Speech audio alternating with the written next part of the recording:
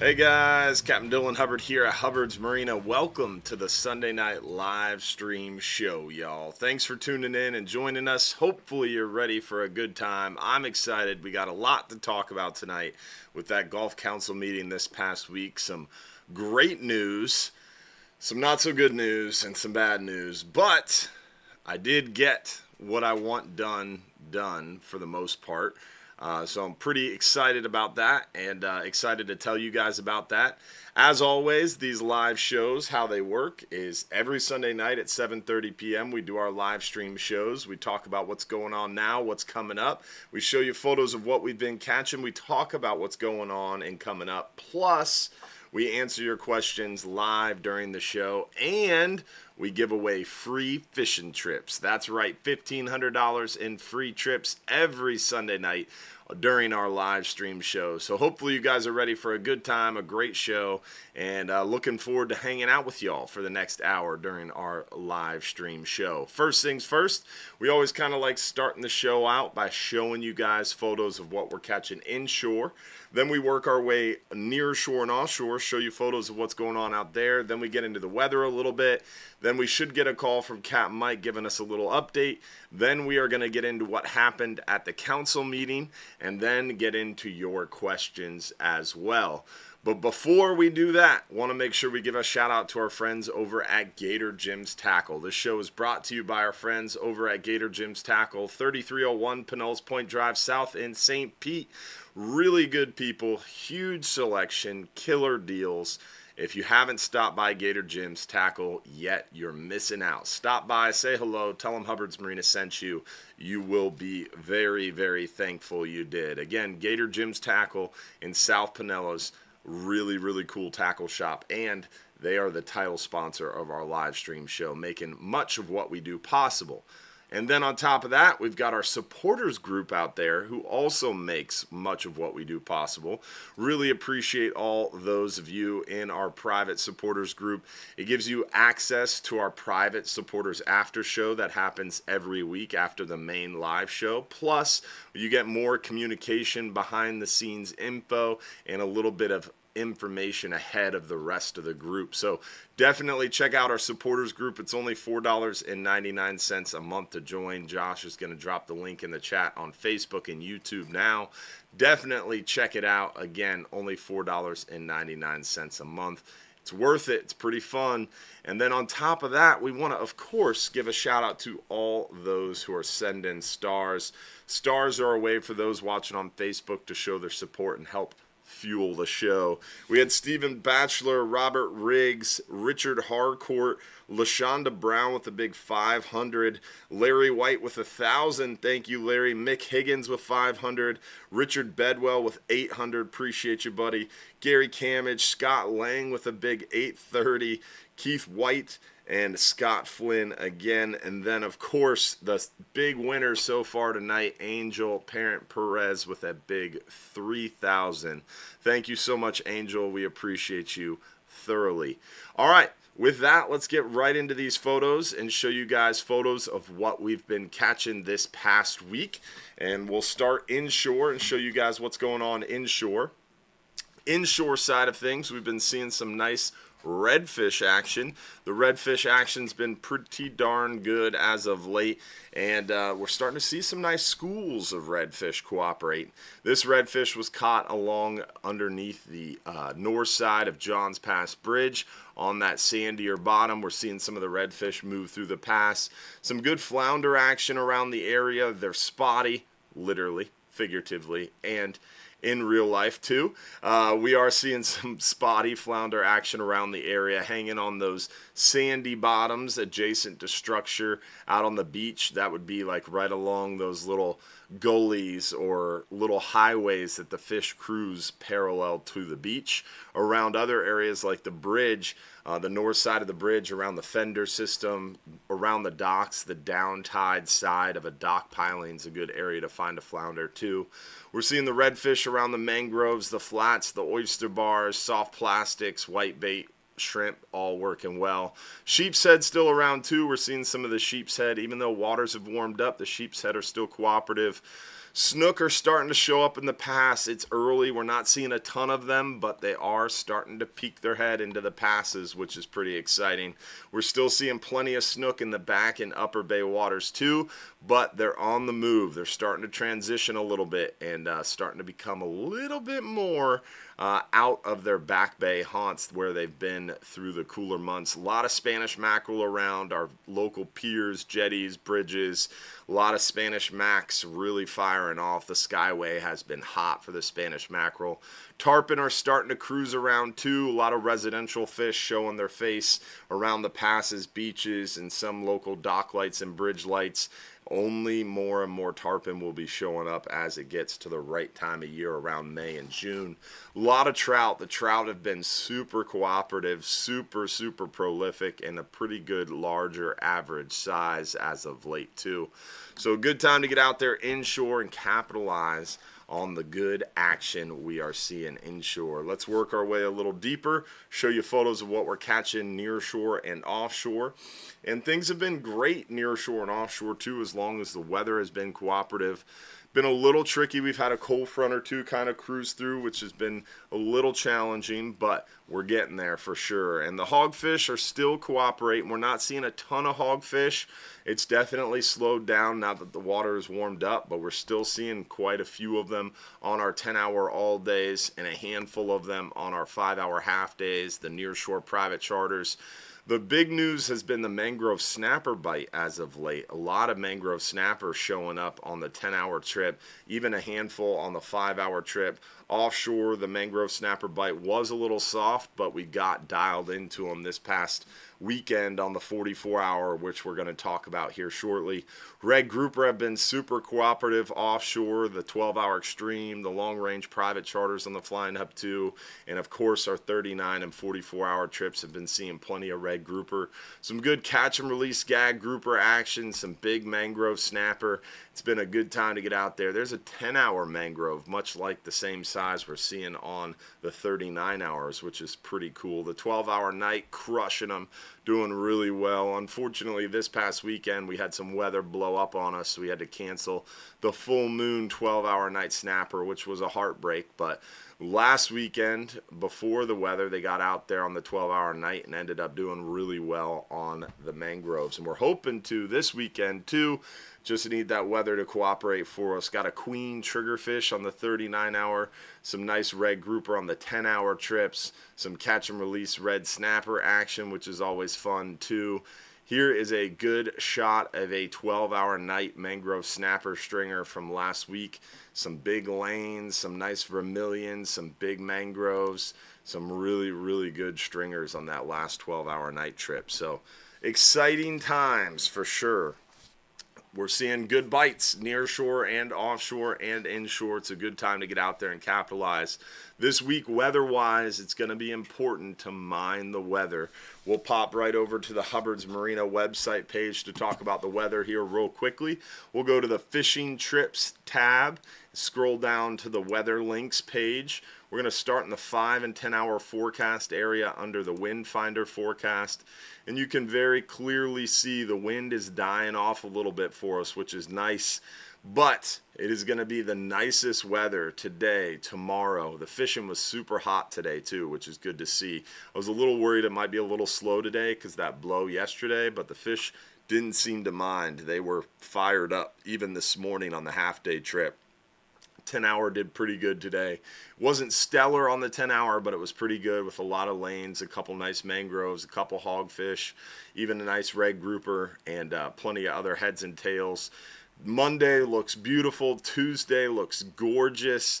Starts to pick up a little bit Wednesday, but not crazy. Little weak, mild front cruises through, dries things out, cools things off a little bit. Thursday still looking pretty darn good. It was calling for some wind Thursday behind the front, but the wind has died down for us, which is nice.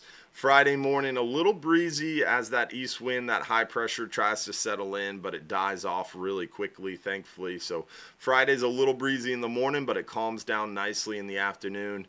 And then you can see that pattern kind of continues where you get that high pressure east wind blowing pretty good in the morning. Then it calms down in the afternoon. Saturday and Sunday both look the same. And really, even into Monday, Tuesday, it's very similar. Breezy in the morning, calming down in the afternoon.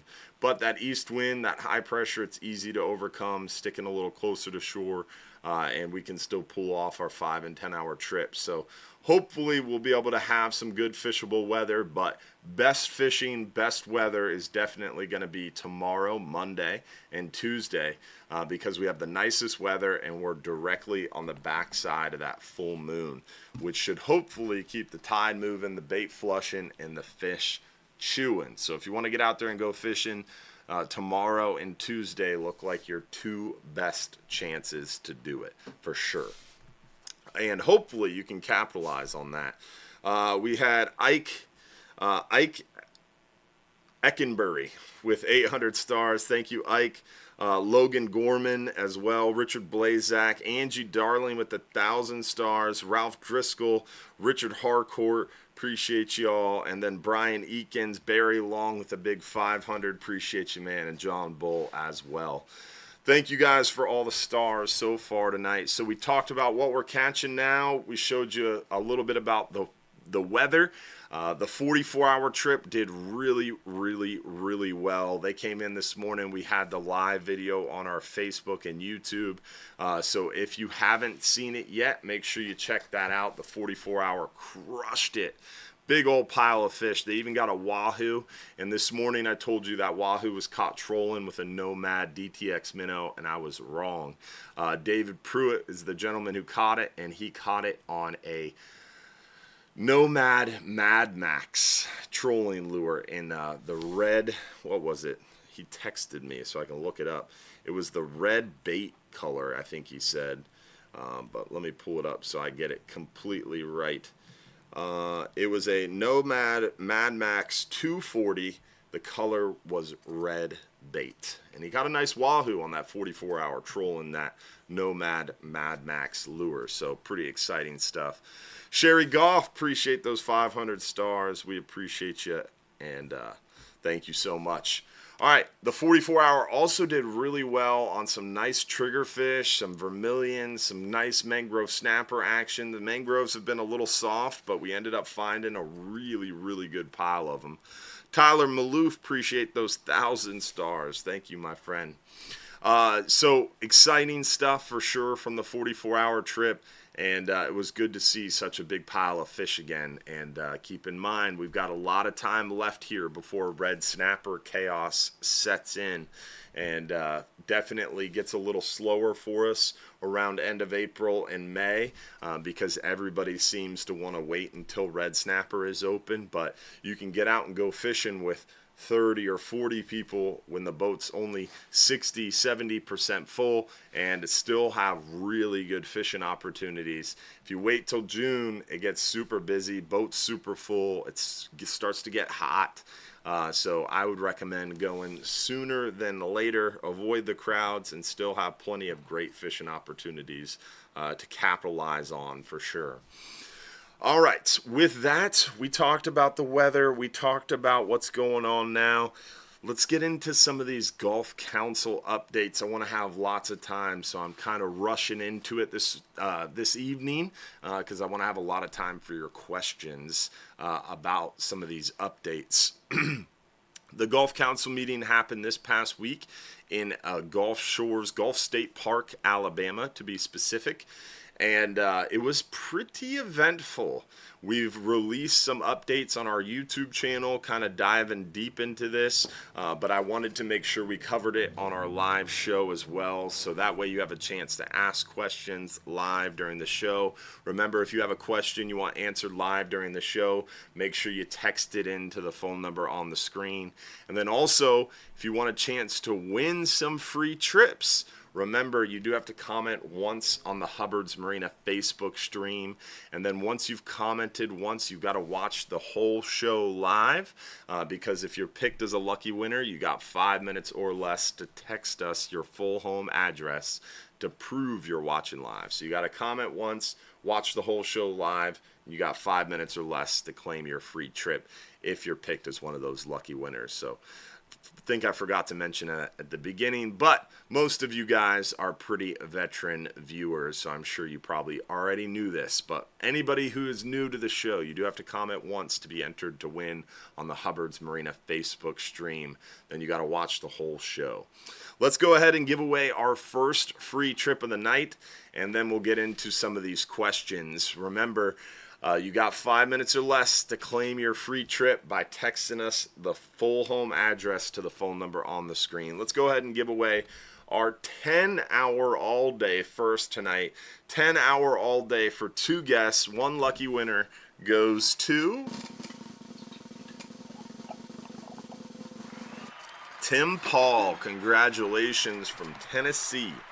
Tim from Tennessee, you got 5 minutes or less to claim your free trip by texting us at the phone number at the bottom of the screen.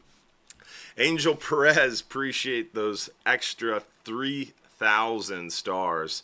That makes 6,000 on the night for you. I appreciate you. Thank you so much. All right, so the Golf Council updates. Red Grouper. I've been talking about Red Grouper every week. You guys have heard me talk how Red Grouper opened January 1 this year, and we're expecting Red Grouper to close sometime mid to late May, maybe early June. However, at this Golf Council meeting, we were able to shake some trees and set some precedents, and the Golf Council voted, and NOAA is supporting an emergency rule on Red Grouper. The Red Grouper quota is supposed to double, pretty much almost double. We had like 3,000 pounds, or 3 million pounds in change in our total allowable catch, or catch level for Red Grouper, and it's going to go up to almost 8 million pounds.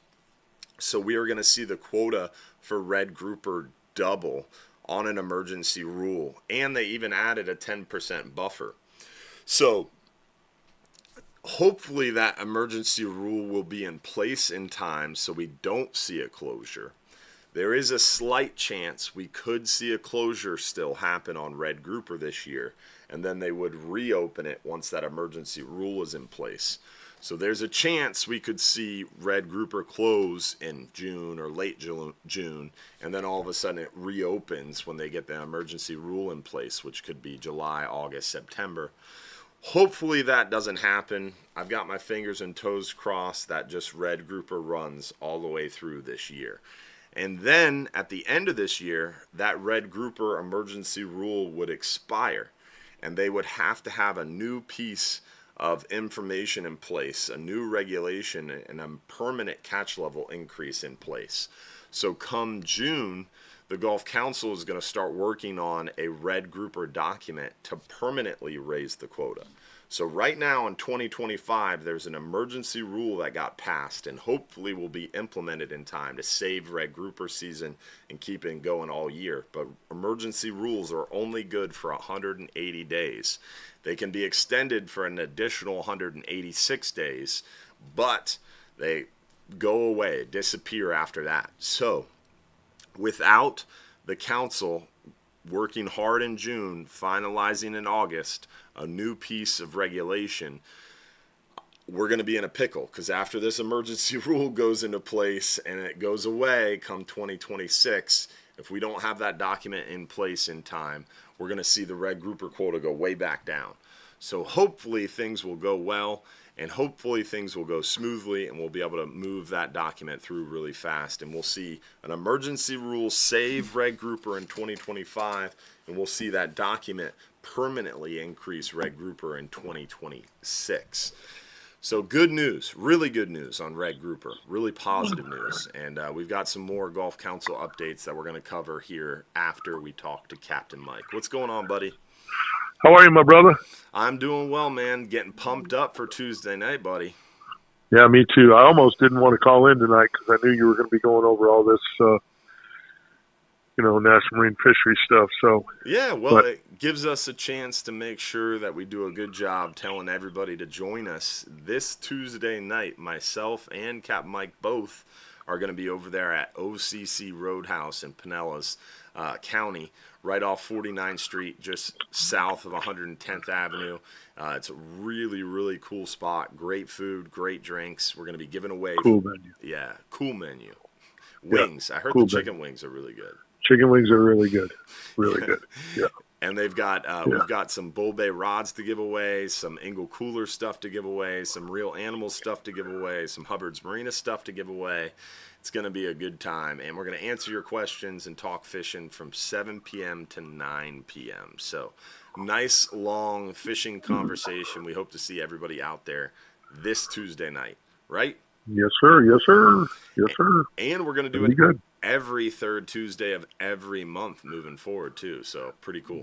That's the plan. As long as people show up, as long as we get good attendance, and we'll keep doing it. If people want to come out and hang out with us, and we're going to do guests too. So it won't just be Dylan and I talking, but we'll bring some guests in. So we'll have some fresh voices and some fresh, thoughts on, questions that people might have. So we'll do some offshore guys. We'll do some inshore guys, kind of mix it up a little bit. We got a lot of cool stuff happening right now. Tarpon season, permit fishing's off the hook. The kingfish bite's great. So there's so much great stuff to talk about right now. So yeah, it should be good. I always enjoy these. Love getting with our peeps, the people that listen and follow us. I love hanging out with them. So I'm anxious to get this thing rolling and see how. I think it's going to be well received. I think there's going to be a lot of people there, and I would urge everyone to get there early and get good seats and get yourself some food and some cold beverages, and I think it's going to be pretty cool. Yeah. Can't wait. Yeah, I'm super excited. I mean, you do TV shows. We both do the radio show. I do this live show. We talk fishing a lot, but it's always, I think, special and unique to do a seminar in person. I really enjoy doing them. I used to do them once a month at Bass Pro and haven't done that in a long time. So I'm excited to get these rolling at OCC Roadhouse and have something closer to home and have an outlet to be able to come and meet with folks and hang out every month. It's going to be fun. Yeah, I agree, man. We've been doing them at Bartow Ford for a while, but they were every other month. It was a little bit of a different group than we used to have out back when I was with Gator Ford. So looking forward to maybe getting some more of those people. It'll be a little easier for some people in Pinellas County to make the event. Yeah. Bartow Ford's kind of a reach for people in Pinellas County. So I think it's going to be, really nice. I'm looking forward to it. Yeah. Yeah, Bartow Ford is beautiful. I love it out there, but it is a little hike for those of us in western Pinellas. No doubt, brother. No doubt. So it'll be fun, and I'm looking forward to a big week on the water. I got a lot of trips this week, so we're looking forward to getting out there and catching some fish. That bite continues to be good. It was still decent even on the full moon, which is encouraging. So I think here as we crawl away from that full moon, a couple days out here into the midweek, it should fire off pretty good. Looking forward to it, brother. It's definitely hot inshore, nearshore, and offshore right now, and it seems like the fan is not totally turned off, but someone set it on 2. It's not on 3 anymore. It's manageable. Yeah. Well, April, May, and June. If people ask me, hey, your 3 favorite months of the year, April, May, and June are it, and we're right on the cusp of just really, really incredible fishing. We're blessed because Florida always has good fishing. Even in the dead of winter, we still seem to be able to scratch out a pretty good bite. Tactics change a little bit, but we're still catching fish. And then when we get into this time of year, just things explode. Just everything goes crazy. And they chew really good. They're real responsive. They're reacting well. They're in a little bit of transition because they're moving to the beaches, getting out front a little bit. So it should be a really good, couple of months here that we're headed into. Yeah, it's going to be fun. It's going to be fun. Yes, sir. Yes, sir. Well, I'll see you Tuesday night, my brother. Looking forward to it. We'll see you there Tuesday night, 7 p.m., OCC Roadhouse. Well, Mike and I will be there early to get chicken wings and some cold drinks in us before this seminar. Yeah, we don't want to be dehydrated. Yes, hydration is key. Absolutely. I'll see you on Tuesday, brother. All right, man. Have a good one. Thanks, Mike. All right, big dog. Be good. See you, man. Always a pleasure to chat with Capt Mike. And for those of you who are not in Pinellas in Hillsborough County, and OCC Roadhouse is a little bit of a hike, don't worry. We're going back to Bartow Ford. So we're going to have OCC Roadhouse every month, the third Tuesday of every month at OCC Roadhouse. And then we're also going to do Bartow Ford as well. I might not make it over to the Bartow Ford ones all the time. Mike might not make it over to the OCC Roadhouse ones all the time. So we're going to kind of split it up a little bit, but we're both going to try to make as many as we can on both sides of the bay. So don't worry, Bartow Ford has not gone away. It's just on pause right now. They're going through a little bit of a transition over there, so we're just waiting for them to give us a date. So don't fret if you're in Polk or Highlands County or one of those outer lying, more eastern counties. We will get back to Bartow Ford. All right, so I talked about red grouper. Super positive news. Quota is going to double. Huge increase. We're going to go from a 5, 6, 7-month season on red grouper back to almost a 12-month season. Now, the next piece of really good news, something I've been working on 6 years now, the 20-fathom closure, the deep water closure, the shallow water grouper closure, whatever you want to call it, that really silly rule that happens every February and March where we can't keep red grouper and scamp grouper beyond 20 fathoms, it's going to go away. I'm 99% sure. I was pretty sure it was going to go away at this meeting. Unfortunately, they kind of slow rolled me a little bit and the council decided to wait. But it's on the agenda in June, and it's supposed to be a part of this red grouper document that's going to permanently increase the quota for 2026. And they're going to try to really hurry that quota increase through. That means they're going to really try to hurry that 20-fathom closure through as well. The 20-fathom closure removal through as well. So there's a chance we won't see the 20-fathom closure or deep water closure in 2026. There's a chance, but most likely it'll probably still happen in 2026, but that should be the last year that it occurs. In 2027 and beyond, we will not have a 20-fathom or deep water closure on red grouper, scamp grouper, and all that other shallow water grouper. Super exciting. That has been a long time coming, something I've been working on for a long time. So that was another huge piece of good news from this council meeting. Finally got everybody on board there. And then gag grouper. That was frustrating news. We know gag grouper is going to open September 1st, and I've been talking the last 4, 5, 6 weeks. Gag grouper is going to open September 1st. We were expecting the whole month of September for gags to be open. But there was an overage, an apparent overage of 100,000 pounds, which causes a payback. So we caught, they claim, 270,000 pounds, and our quota exceeded, or our quota was like a little less than 200,000 pounds. So we exceeded our quota by about 100,000 pounds. So the payback is going to happen. Last year, the season was 15 days. We caught 270,000 pounds. This year, the quota is 210 pounds.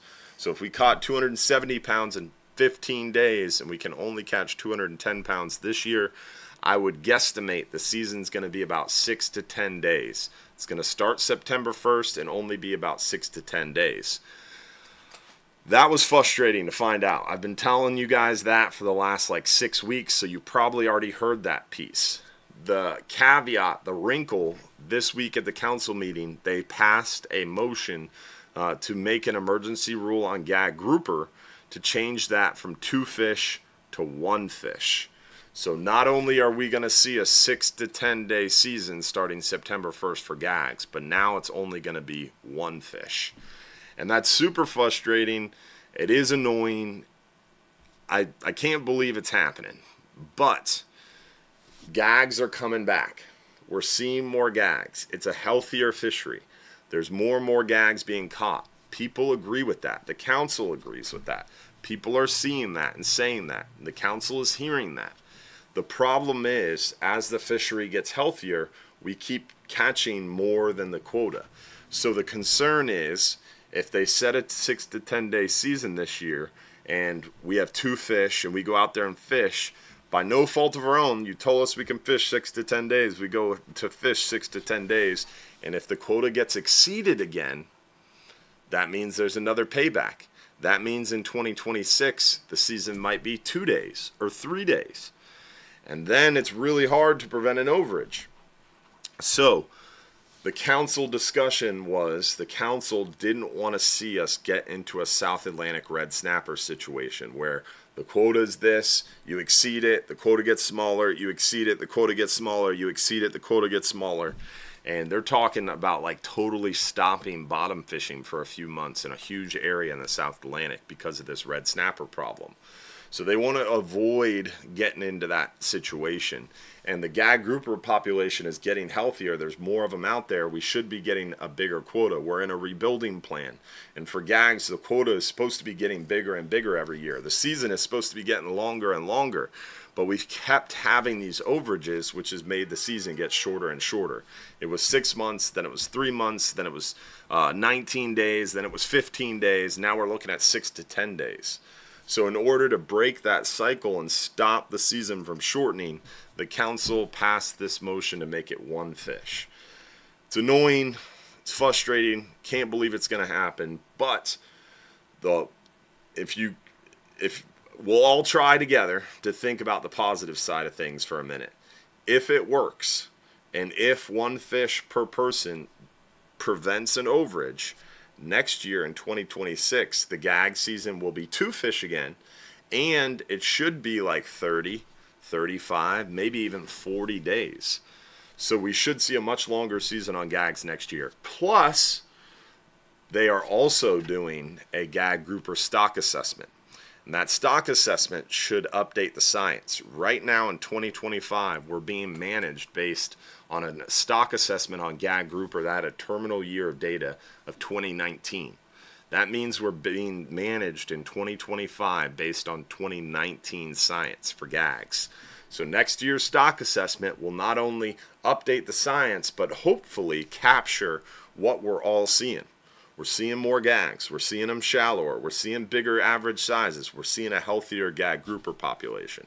So if that stock assessment sees that, the quotas should increase. So if there's no overage this year, next year we should have 30, 35, 40 days, and that stock assessment should be finalized and finishing up. So in 2027, there's potential, if that stock assessment shows what we're seeing, there's a pretty large potential for a really big gag grouper season come 2027.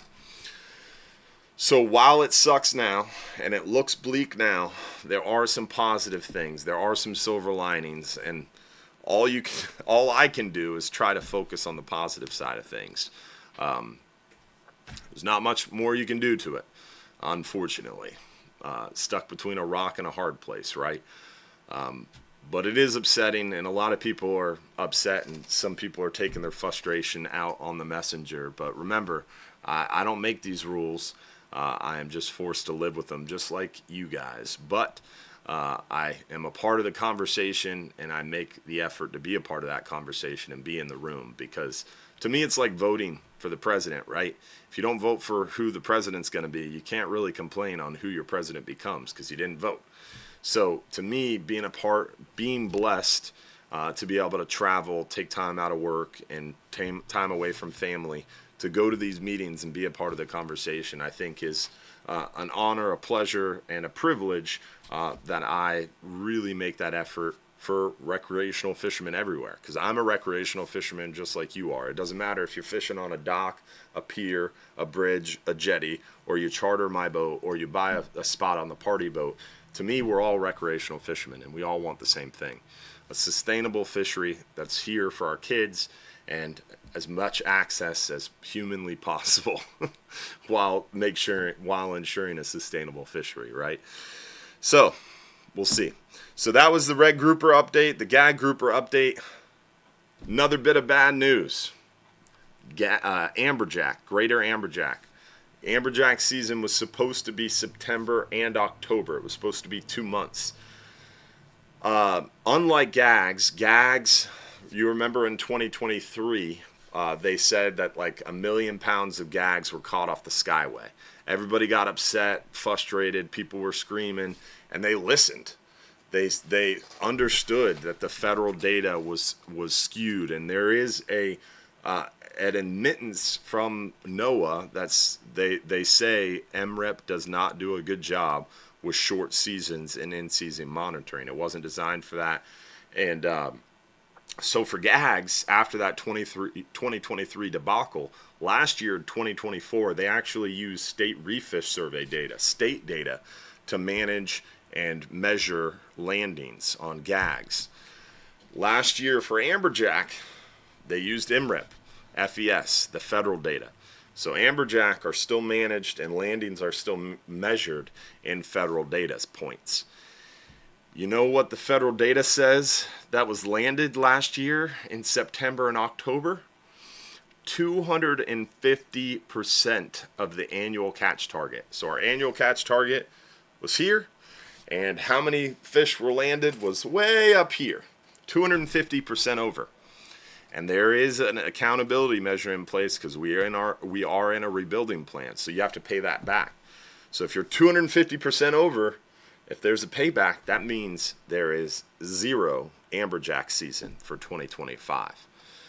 Now, it is preliminary, so that data could be changed, and I'm hoping that we're able to find some data issues like 1 million pounds caught off the Skyway or something like that, because if we're able to find those data issues, and NOAA will correct them, they're pretty good about that, this preliminary data could change. So fingers crossed, they find some issues, they correct those issues, and they adjust the amberjack landings, because if they don't, we're not going to see an amberjack season in 2025 this year. It's supposed to be September and October, but right now, based on preliminary data, there's not going to be an amberjack season this year. So talked to the NOAA folks quite a bit at the meeting. They said right now they're focused on getting red grouper emergency rule in place and finalizing red grouper, and they're really focused on the federal for-hire red snapper season announcement telling us when it's going to open. We know is June 1st, and when it's going to close, which I think is going to be end of August, early to mid-September. I heard a rumor from someone at NOAA that they were thinking that they want to close red snapper federal for-hire at the end of August and not let it go into September. And then that should leave an overage or an underage, and if there's another underage, they would open it again as soon as they can, sometime in October or November. That's what the NOAA folks were thinking. And they asked me my opinion, and I said, no, leave them open, because the first week in September, we're going to have gags open. So it'd be nice to have gags and red snapper open. So if red snapper has the ability, try to keep it open until mid-September. I don't know if my word carries any weight. I don't know if they'll listen to my opinion, but I'm hoping we'll have red snapper open June 1st until about mid-September. And then if there's any left over, hopefully they'll reopen it as well. So we'll see. Scamp grouper, going to be a season in 2026. Don't know exactly what that season's going to be. It's going to be either April, May, September through the end of the year, or it's going to be July through the end of the year. There is going to be a scamp grouper season come 2026. That should be finalized at the next meeting, or maybe by August. So those are the two options that the council is leaning towards: April, May, September through the end of the year, or July 1st through the end of the year. So not good. That's going to be for 2026. 2027, they're actually going to implement a scamp grouper catch level decrease that is going to shorten that season significantly. So next year we should have about 6 months for scamp grouper in 2026. Come 2027 and beyond, it's probably going to be more like 2 to 3 months, which is super frustrating.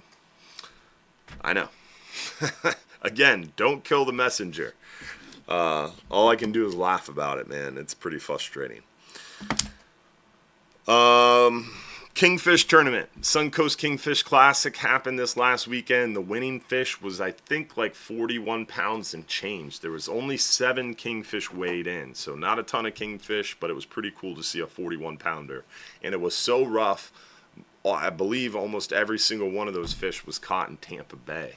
So some big kingfish. I think 2 or 3 of them were in the 30-pound range. One of them was over 40 pounds, and they were all caught in Tampa Bay. So the kingfish are here, folks. Pretty cool. Pretty exciting, for sure. All right, with that, let's get into some of these questions y'all have. I'm sure you guys have had some questions. Leonard Coots, appreciate those stars. And Captain Jim Green, the American Spirit Party Boat in Destin, Florida. Appreciate those 1,000 stars, buddy. Captain Jim Green is on the Charter Fishermen Association's board. He's the president. I'm the vice president, and I spent this last week in Alabama, unfortunately, having to hang out with him.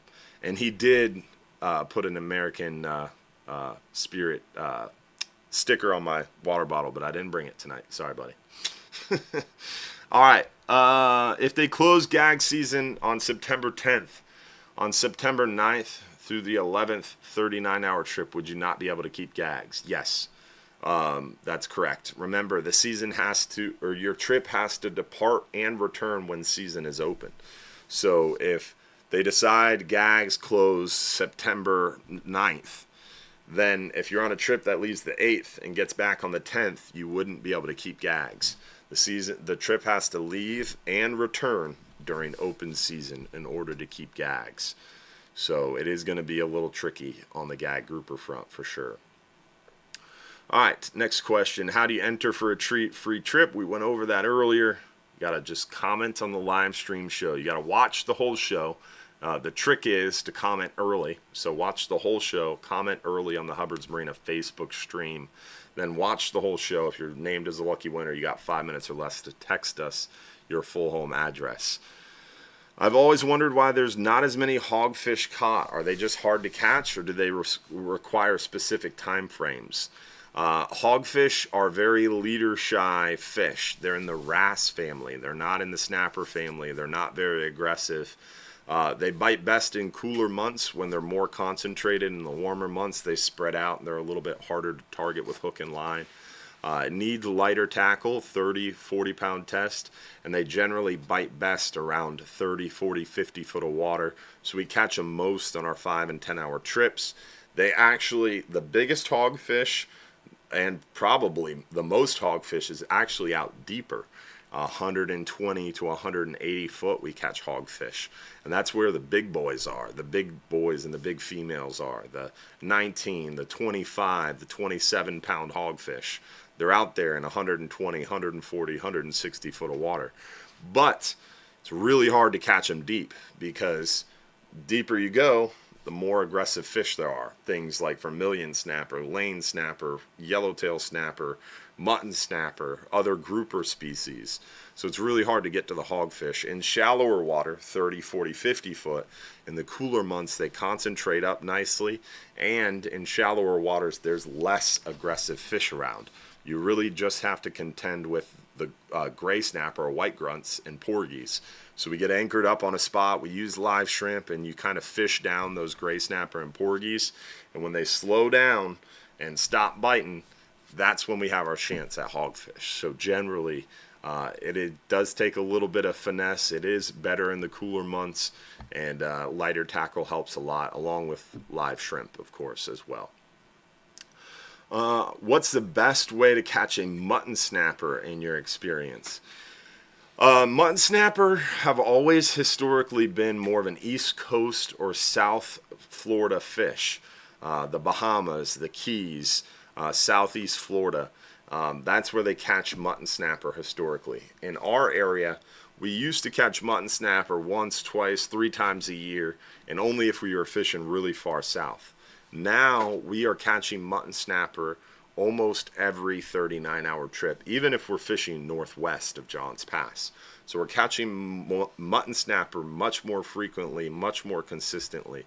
And we generally catch them while fishing for mangrove snapper with live pinfish, those smaller live pinfish, like 3, 4, 5-inch pinfish. on 40, 50, 60-pound test and a smaller hook, 5, 6/0 hook. I would be using probably around 40 or 50-pound test, about a 6/0 hook, and a live pinfish. Also, we catch them a lot using cut thread fins in a double Snell rig, targeting mangroves. But generally lighter tackle. They're smart, they're leader shy, quality fish. And you're not going to catch one using a chicken rig. For the love of God, don't ever think you're going to catch a mutton on a chicken rig. Just going to say that. Someone out there is going to comment that, and it's going to frustrate me. Couple of questions. What lure do you recommend trolling on a 39-hour trip? I like the Nomad DTX Minnow, the Rapala X-Rap Minnow. Obviously, the Nomad Mad Max worked really well for David Pruitt and his Wahoo. The Mad Maxes are really great lures from Nomad, but they're bigger, so you really need a bigger setup if you're going to troll one of those. But if you've got a 50 wide, 80 wide 2-speed, Nomad Mad Max is a really nice lure. Catches a lot of Wahoo and big kingfish. Anyone doing repairs on older Daiwa electric reels? Real Deal Outdoors is in eastern Pinellas County off 4th Street. Real Deal Outdoors. Whenever anybody asks me about reels and reel repair, especially specialty stuff like Shimano Talicas, Daiwa Saltiga, or not Daiwa Saltigas, because you can send, if you buy a Daiwa Saltiga, it has a 5-year warranty, white glove warranty. You send it back to Daiwa, you just pay shipping, and they take care of everything for you. But Shimano doesn't do that. You pay more for the reel, and you gotta fix it yourself when it breaks. And some of those electrics, stuff like that. Real Deal Outdoors. My cousin Garrett used them a lot and has had great success. I've sent a lot of people there, and no one's ever complained. Heard nothing but good things. How often do you recommend changing your line when it's used approximately 9 months of the year? If you use your line, your monofilament line here and there, and then it sits on the shelf for a while, it's a good idea to replace it every year or two. I generally will replace my line at least every year to 2 years, and if you're using it a lot, even more often. But you don't want to start losing big fish because you have old mono or old braid. It's not good. It's not a good situation. So it's a good idea to switch out. But most people are going to switch out their mono or braid every 2 to 3 years. But I would say at least every 2 years, it's a good idea to start thinking about it. Keep an eye on it too. Mono will get discolored over time. You'll start to see the mono start to get a little bit less clear. It'll get a little bit more hard to see through. It'll get a little bit more brittle. You pull up. What I do every time I fish, before I put my lead and my swivel on, I'll pull out like 15, 20 feet of line. And while I'm pulling it out, I'm feeling it, and I'm feeling it, and I'm feeling it. And I get to a place where it starts to feel good. That's where I cut it and retie my swivel and leader. And if every time you fish, you pull out 15, 20 feet of line, after a while, that spool starts to get a little small. It's time to get new line. So it's kind of like you don't have to think about it, right? If you're pulling 15, 20, 30 feet off every time you fish and tying up a new leader, your spool starts to get a little small, and that's when I take it and get it re-spooled. And most of the time, most of my reels, I have braid backing. So I have a little bit of braid backing, then I have mono on top of it, and that, or vice versa, I'll have a little bit of mono backing with a lot of braid on top of it. And that's generally what I go to. I don't replace the backing very much at all because the backing's still good. It's protected from the sun. It's protected from the salt. Never really gets wet. So I don't really replace the backing that often, but the top of the spool, I'll replace it probably every year or two because I'm always pulling out so much line every time I fish. Let's go ahead and give away another free trip. Let's give away our 5-hour half day for 2 guests. 5-hour half day for 2 guests, and then we will get into some more of your questions. Lucky winner of the 5-hour half day is Justin Heath, going out on the 39-hour this week. Congrats, Justin. You just got a 5-hour half day for 2 guests, brother. Remember, you got 5 minutes or less to text us your full home address to claim that free trip. I saw something was caught on the 44-hour that looked like a tuna or barracuda. I only saw the tuna, the tail section. We caught a wahoo, and then the other weird fish that we caught were some big jack crevalle, which is pretty interesting. We don't see a lot of them. What's that question? That's a lot. I want to tip properly. So tipping generally is 20%. It's just like a waiter or waitress at a restaurant, right? 15 to 20% of your ticket price is a really good tip if you received good service. But a tip is a good service gratuity, right? If you don't feel you were served well, I want to know about it. And you don't necessarily have to tip as much or at all if you don't feel you were served well. But we guarantee an excellent client experience with superior guest service. And I personally guarantee that. So if you don't receive good service and you don't tip, I want to know about it because obviously something went wrong. We did something wrong, so I want to hear about it. But generally, if you had a good trip, 15 to 20% of your ticket prices is a good solid tip. And then keep in mind, on top of that, fish cleaning is separate. Fish cleaning is 25 cents a pound on the bigger fish and 3 fish for $1 on the smaller fish. So like if you're on a half day, it's 3 fish for $1. On a 10-hour, most of your gray snapper or white grunts are going to be 3 fish for $1. And then if you get a big hogfish, mangroves, red grouper, it's 25 cents a pound. And then on like 39 or 44-hour trips, it's all 25 cents a pound. I'm traveling from Upper Peninsula of Michigan, the UP, to fish the 10-hour, followed by a 39-hour, and then finally an extreme trip. Just wondering what species can be caught on a 10-hour. He doesn't say what time of year, so I'm just going to assume this is coming up soon. Right now on the 10-hour, we're catching quite a few lanes, a few mangroves, a couple red grouper here and there. We are seeing some nice mangrove snapper too. So we see basically on the 10-hour a lot of the white grunts or gray snapper, the heads and tails. We see a good number of lanes. We see a few mangroves, a couple hogfish, and maybe 1, 2, 3, 4 red grouper. It's kind of what we're seeing on the 10-hour trip right now. The 12-hour extreme, we're seeing a lot of red grouper. We're seeing a good number of mangroves, a couple of yellowtails, some vermilions, and a couple scamp grouper too. So it's been real good. The last 12-hour extreme had basically almost everybody got 2 red grouper, and then there was a couple I think there was like 8 to 10 scamp caught, and then like 70 or 80 mangroves. So it was a really good trip this last 12-hour extreme, at least the last one that I remember off the top of my head. Next question, what do we got? Do you offer a healthcare discount? Unfortunately, we do not, but appreciate your service for sure. How long have you been in business? Since 1928. We are coming up on our 100th year anniversary. I'm 4th generation owner operator at Hubbard's Marina. Very blessed to be doing a family tradition. I have a son that is handicapped and wants to go on a fishing on a 5-hour trip. Is there room for a wheelchair on the boat?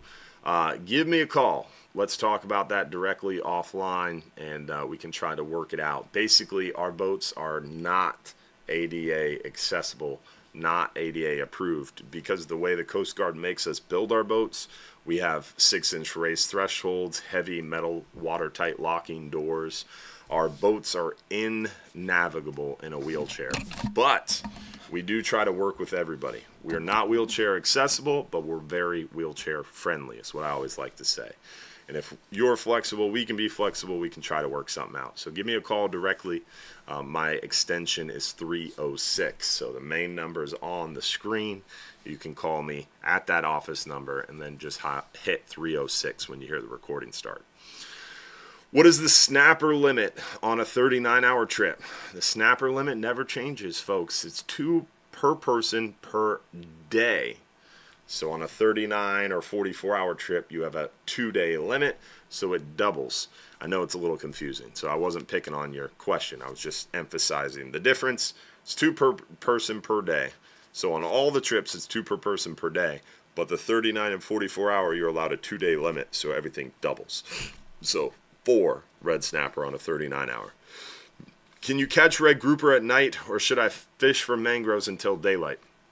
On a 39 or 44-hour trip, fish for mangroves all night. 40, 50-pound test. If gags are open, maybe 50 or 60-pound test. Cut thread fins. Maybe a small pinfish or 2 here and there.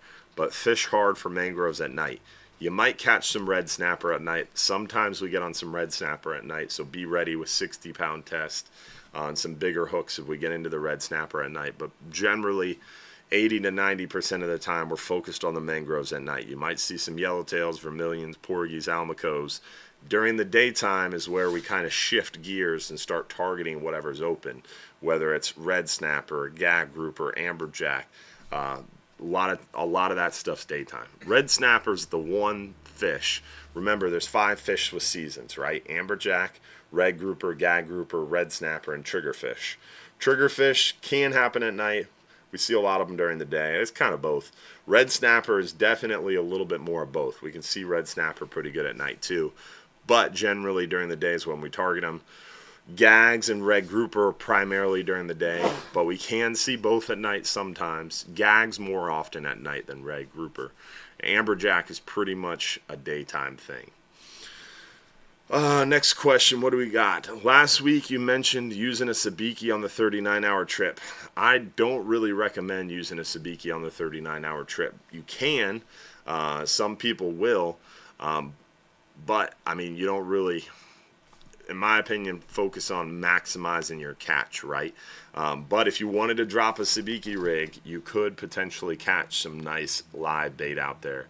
I don't remember the size off the top of my head, sabiki rigs,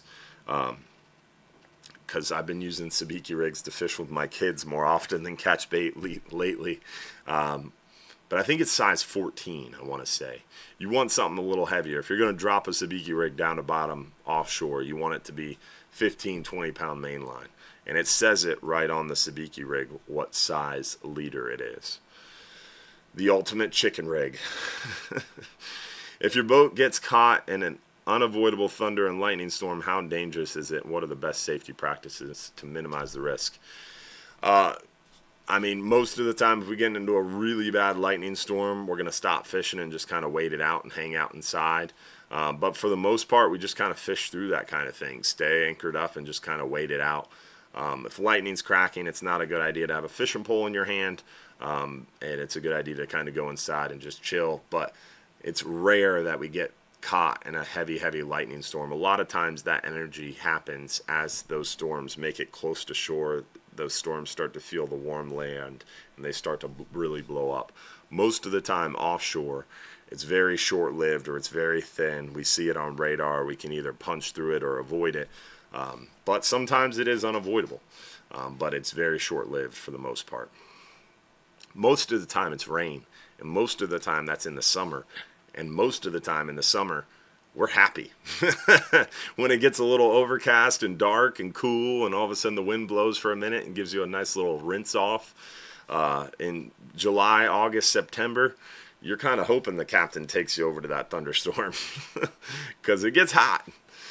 So do we still have 4 out of 5 open the first week of September? So we've talked a lot about that. Remember, gags were supposed to be open for 30 days in September. Amberjack were supposed to be open September and October. Red snapper was supposed to go into September. But a lot of things have changed. Remember, triggerfish are open all year except for January, February, June, and July. So a few weeks ago, 2 months ago, it was looking like we were going to have almost everything open that first week or two of September. Really, the first whole month of September. But hearing that the NOAA folks are thinking about closing red snapper at the end of August anyway, despite us closing them at the end of August and being 30% under last year, hearing that they're going to do that anyways is super frustrating, and which means it won't go into September. But hopefully they listen to my advice and go into mid-September, but who knows. Hearing that amberjack is probably not going to open at all this year unless that preliminary data changes. Hearing that gags are only going to be 6 to 10 days, it's not looking very good. But there's a chance that we get some change on amberjack, and there's a chance we have a few amberjack for the beginning of September. There's a chance that red snapper does go into mid-September if they listen to advice. I don't know. I don't know to answer the question. Time will tell. We'll know federal for-hire red snapper in the next couple weeks. We'll know red grouper in the next couple weeks. The the NOAA folks said they're going to focus on federal for-hire and amberjack the next couple weeks. FWC is also working on the private recreational red snapper announcement, which should be in a few weeks. The gag stuff and amberjack stuff is going to get worked on after they finish federal for-hire red snapper and red grouper. So probably by mid-June, we should know an answer on what's going to happen the first couple weeks of September. Let's see. What else do we got? Regulars Club interest. Yeah, our Regulars Club is on our website. If you go to hubbardsmarina.com, and once you're on our website, if you go to fishing trips info, you click Regulars Club info, it's going to bring you to our Regulars Club page. This is a loyalty program. You pay a little bit of money to join and you get big discounts. Our top level club is $400 to join. There is a first time sign up fee of $40, so it's $440 plus tax, but you get 50% off the 5 and 10 hour trips and the dolphin trips. You get 30% off the 12-hour night, 39 and 44-hour trips, and $50 off the extreme trips. The website page on the Regulars Club has all the information and more, and video to explain it. So definitely check out our Regulars Club info. Again, it's under fishing trips, fishing trip information, Regulars Club info. And you can sign up for the Regulars Club today if you want. Just remember, it ends December 31st of this year. So if you want to sign up for the Regulars Club, sooner than later makes sense. How about the recent dredging at Hurricane Pass? Hurricane Pass. Which Hurricane Pass are you talking about? Because there's 37 hurricane passes inside the west coast, along the coast of West Florida, depending on who you ask and what they call it. So I'm not sure exactly which pass you're talking about. When do bull sharks start migrating inshore? We see bull sharks inshore all year. Remember, bull sharks are also in freshwater a lot too. So bull sharks are year-round in the bay.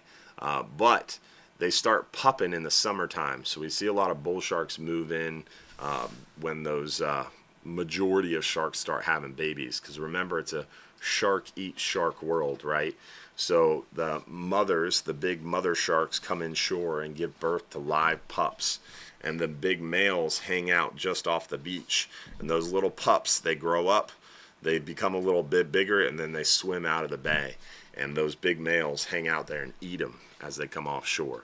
And the mothers will actually give birth and then turn around and start eating the baby sharks. So what sharks get away from the mom grow up, get a little bit bigger, and try to swim past dad. So a lot of big sharks are around all summer, especially once the bait starts getting really thick, the tarpons show up, even more bull sharks show up. So summer is kind of prime time. June, they start really getting thick. July, August, September, we see them pretty heavy. All right, what bait would you use for red snapper? Literally anything. Chicken bones, fried chicken. Remember that scene from Bubba Gump, or from Forrest Gump, where Bubba's talking about all the different ways to cook shrimp? Whenever anybody asks me what bait I should use for red snapper, I feel like Bubba. Because I feel like we should do a video like that for the YouTube channel. Like, what bait for red snapper? Well, chicken wings, bananas. Every time I hear it, I always think of that lady singing, the black lady singing. She's like, greens, beans, potatoes, tomatoes. Yes. That's what I think of when I hear that question. Literally, red snapper are the dumbest fish in the Gulf of Mexico. If you're on top of red snapper and they're eating, it literally does not matter what you put down. You're going to catch red snapper. But you want to catch a big red snapper, think about selectivity. Chicken rigs, they work for red snapper. Dumbest rig in the Gulf, dumbest fish in the Gulf, they make a great pair. Yes, red snapper bite virtually anything. So if you're on top of them and they're biting, you're going to catch them with literally a wrench, a screwdriver, a kitchen spoon, a chicken bone, a banana. I've seen it all. So yes, you can catch red snapper on anything. But if you want to catch a big red snapper, think about selectivity. You want to catch a really big red snapper. You want to use a bigger piece of bait, a bigger hook, a heavier leader. So if I'm on red snapper and I want to catch a big one, 80-pound test, 8-10-aught hook, and a big chunk of bonita strip or cut mullet or a big old chunk of gray snapper or white grunt. And I drop that down really slowly until I can't, or I drop it down pretty quickly until I can't see it. It disappears. Then I stop it with my thumb and then drop it down slowly. A lot of times you'll get a big red snapper right at the top of the water column. The biggest fish are always at the top or bottom of the school. So I kind of like to drop it out of view, and then once I start feeling it get pecked by smaller fish, I'll stop and just wait for a really big bite. And if I'm just getting pecked alive by smaller fish, I'll keep letting it go to bottom and then fish it on the bottom. But definitely a good idea to use some big cut bait. Big strip of bonita, big strip of mullet, big strip of Boston mackerel, or a whole Boston mackerel, or half a small bonita. A big bait, big hook, big tackle, big fish. If you drop down a cut thread fin and there's red snapper down there, you're going to catch one immediately. But it might not be a big one, right? So if you want to select for a bigger fish, big bait, big tackle, big fish. Because they're dumb. They're going to bite it. Why don't you like chicken rigs? We did a whole video on this. The chicken rig debate is on our YouTube channel. Highly recommend not listening to Captain James. But yeah, actually Will we had a camera guy on this 44-hour trip, and Captain Will was actually on the bow making fun of me and James and our chicken rig debate. And he drops down a chicken rig and is talking about how to tie the chicken rig, how to fish it, and ends up catching a really big trigger fish while talking. So we have that footage coming on our YouTube channel. It's pretty funny. I don't hate chicken rigs. I hate that Captain James said that a chicken rig is the best way to catch a lot of fish on a 39-hour trip. And he's not wrong. I mean, if you want to catch a lot of fish and you don't care about the size or species, chicken rig works great. But to catch a lot of quality fish, to catch mangrove snapper consistently and often, you're not going to do that with a chicken rig. Not going to do it. Quality fish. You want to go out to eat and you want a quality dinner, you're not going to go to Waffle House. Chicken rig is the Waffle House of fishing. Don't bring Waffle House if you're trying to catch that 10 out of 10, right? You have a date with someone. I'm married, so this analogy doesn't work. It's going to get me in trouble, but you understand what I'm saying. You're trying to impress a girl. You don't take her to Waffle House, right? You take her to the nice steakhouse with the white tablecloth and the beautiful dinner and the nice presentation. A nice presentation gets you a nice quality fish. A chicken rig is Waffle House. It's Burger King. It's McDonald's. It's Taco Bell. It's Boo Boo. It's not a good presentation. It's not going to catch you that quality fish. I'm going to leave it there. You're trying to pull me down the rabbit hole of chicken rigs. I'm not going to let it happen. I'm not going to let you drag me down. I got time for one more. What else we got? Why are sea bass impossible to target? Because there's not many of them left. When I was a kid, sea bass were everywhere. Black sea bass, we caught a ton of them. They were pretty good size. Fish traps really killed sea bass off, and they really haven't recovered in our area too much. What is the best lure to catch kingfish, and are they running close to shore? The best thing to catch kingfish is slow. You want a big kingfish, slow troll, a whole mullet. Definitely, a lot of people slow troll Spanish mackerel, but you can't really do that. Not really technically legal, but a lot of people do it.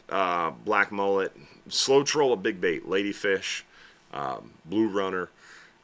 It's not something we do on our boats, but a lot of people do that in their own boats. On our boats, using a Nomad DTX minnow, Rapala X-Wrap, planer and spoon the first 25 miles or closer to shore. It's how we catch a lot of kingfish, or flatline fishing while we're bottom fishing. Do you fish in 400 foot of water on 39 and 44-hour trips? No. We fish anywhere from about 120 to 180 foot this time of year. We do catch yellow eye or silk snapper occasionally. We caught, I think, 2 on the 39-hour trip before last, but we don't see them a lot. That's it. All right. If we missed your question, I'll get to it. Is there a place to spool big bore reels like a Shimano Beastmaster 9000? Gator Jim's Tackle, 3301 Pinellas Point Drive South in St. Pete. Best tackle shop around. Good people, great selection, killer deals, and they'll spool your big boy reels. So check out Gator Jim's. I covered all the announcements that I had to cover. Hopefully we'll see you guys Tuesday night. This Tuesday night. So not tomorrow night, but the next night, OCC Roadhouse, 7 to 9 p.m. It's going to be a killer time.